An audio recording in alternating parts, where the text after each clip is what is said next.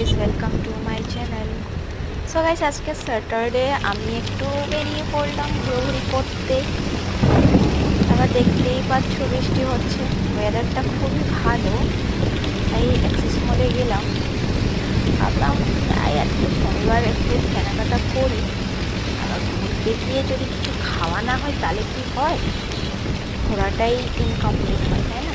তাহলে বৃষ্টি পড়ছে, আবার কী করে ভিতরে ঢুকবো সেটাই ভাবছি। কারণ ছাতা নিয়ে, ছাতাটাও নিতে ভুলে গেছি, তখন বৃষ্টি পড়ছিল না।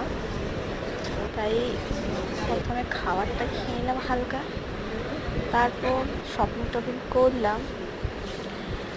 শপিং টপিং করার পর মোটামুটি রাত্রি হয়ে গেল, তারপর মোটামুটি 8টা সাড়ে 8টা বেজে গেল। তারপর বেরিয়ে গেলাম, তখন দেখি বৃষ্টি পড়ছে না, আর আমার মতো সুন্দরভাবে ঘরে পৌঁছে গেলাম।